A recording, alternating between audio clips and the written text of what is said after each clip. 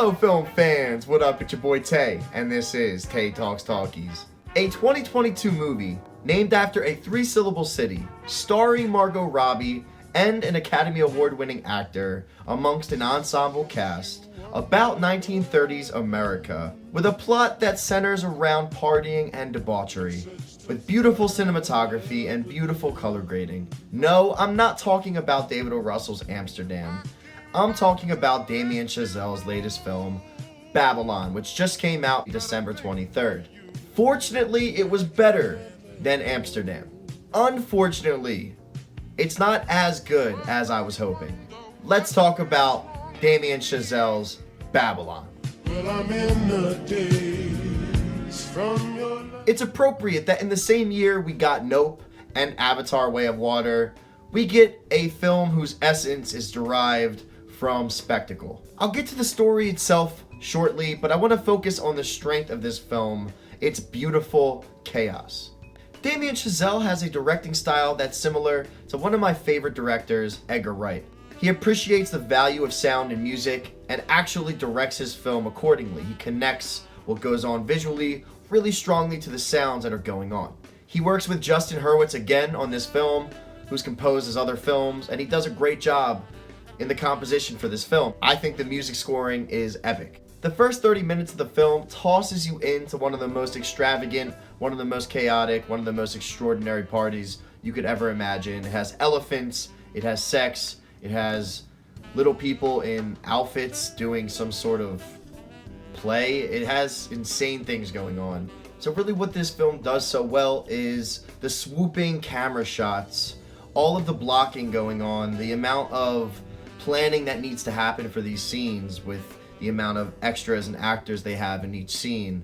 So the beautiful chaos I speak of stems from that. It stems from Damien Chazelle's ability to inject sound into a scene that already has visual energy going on, but the music, the sounds, it injects even more, exponentially increasing the energy and the excitement of the scene. When we're at the party, there's a camera shot that I thought was amazing where the camera is essentially flying through the air, giving you so many different shots of this insane party and revealing slowly everything that's going on. And there's a very similar type of shot at the end of the film inside of a movie theater, again, where the camera, almost like magic, is flying through the crowd and showing you different things, slowly revealing different shots. And the planning and the blocking that goes on in this type of scene is incredible. So Damien Chazelle is extraordinary technically. He's a technically great director, and he shows this on full display in Babylon.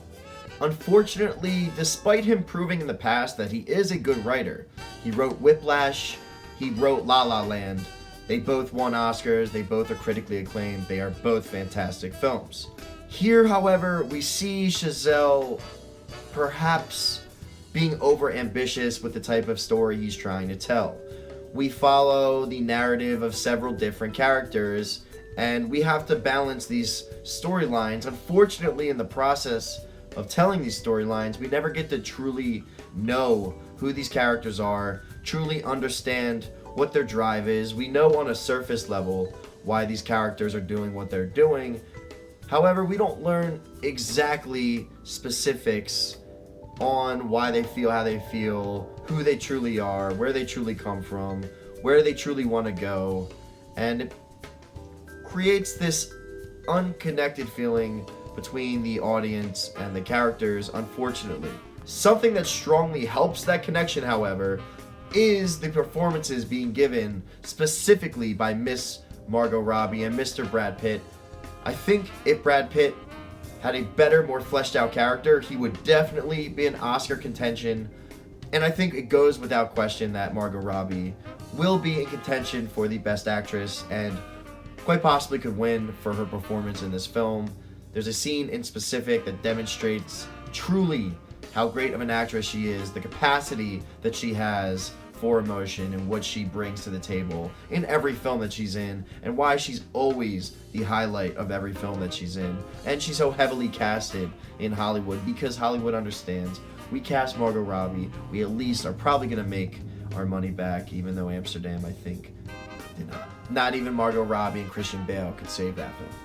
I was delighted to see Tobey Maguire in this film, and I also understand he was a producer on the film as well.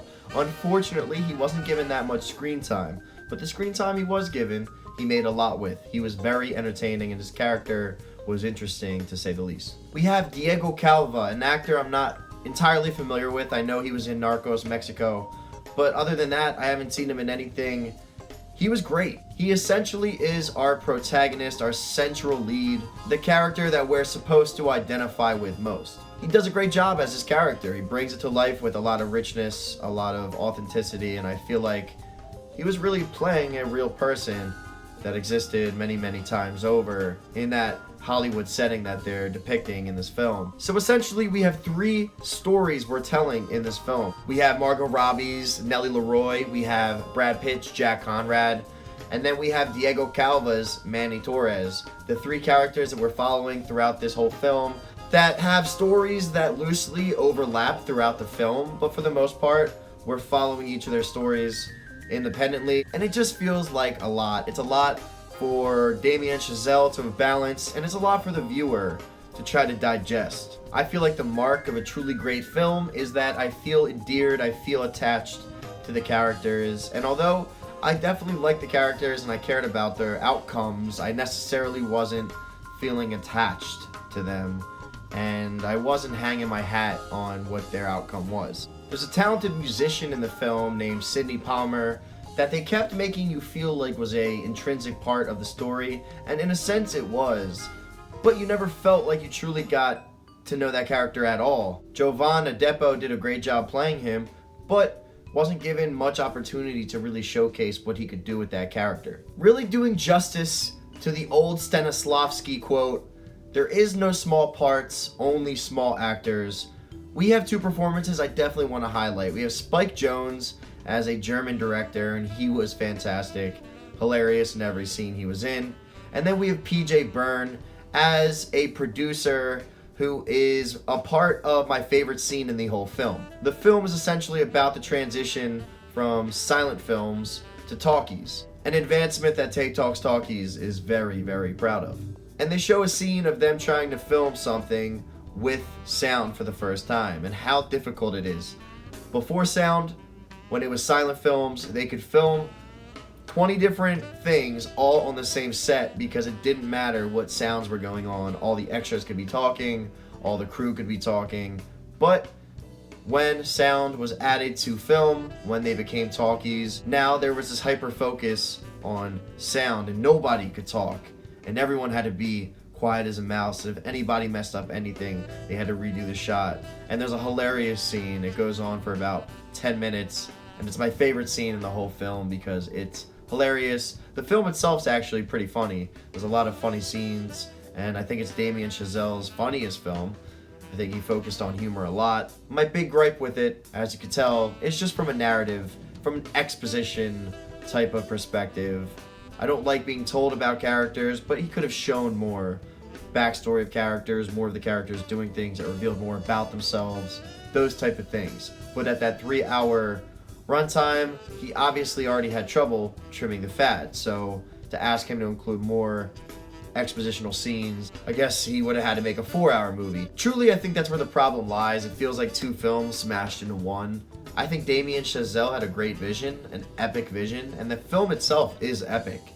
I'm just disappointed because it seemed like with his track record, we were on pace to see something all-time epic. And it is an epic film. I think the scope of it's large. The amount of money that was spent, I believe, was around $100 million to make this film. You see it all on screen. There's no hiding where that money went. It's just a matter of narrative cohesiveness, feeling like the characters all have a clear drive, a clear focus on what's going on. The word meander comes to mind throughout a lot of these scenes. It just meandered through, chewing on the story but not swallowing, not giving me something that I can actually digest. There was something that went on with money and debt towards the end, which I felt was a little cliche, felt like it wasn't the most original concept, felt like I've seen it in one too many movies, and I wasn't expecting it in this one. Was it terrible? No, but it just felt like a really typical trope to be included in this film. And the outcome of Brad Pitt's character, it didn't feel like it was earned. it didn't feel like it was truly as impactful as it should have been. Without giving too much away, it was a pretty intense scene, but it didn't hit me the way that I felt like it should have, and I felt a little disappointed in the moment because I was like, really? And also, it just felt like what the character was shown going through didn't warrant the outcome for his character. It felt like there was a disconnect there, that I didn't feel like I was involved enough in that story to feel the true impact of that outcome. There were a couple cool little Easter eggs I liked for people that pay a little closer attention. Olivia Hamilton, who is Damien Chazelle's wife in real life, was included as a director in this film, and I thought she did a great job. I thought that was a cool little thing.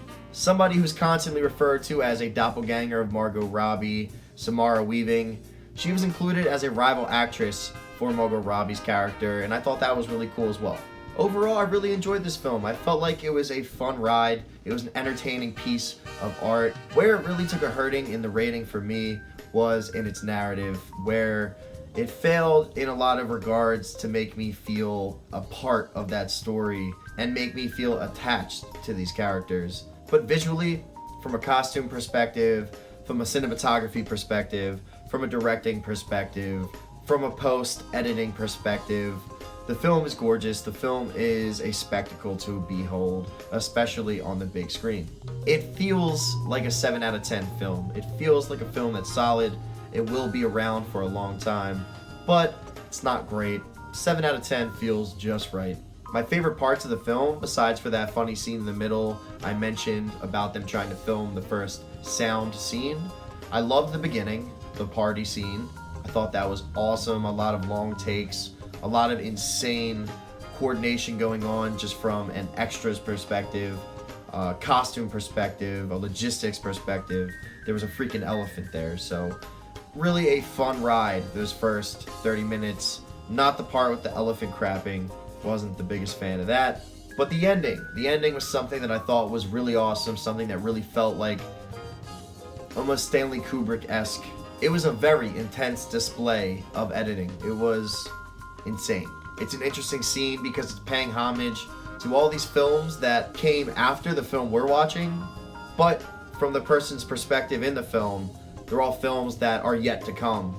And the character just feels proud to be a part of all that in that moment. And that's what the moral of the movie really is. That's what the message that Damien Chazelle wanted to communicate really was, is just all that debauchery, all of that ecstasy, all of that partying. It always leads to misery. It always leads to the collapsing of a civilization. That's why the name is a reference to the ancient Babylonian city.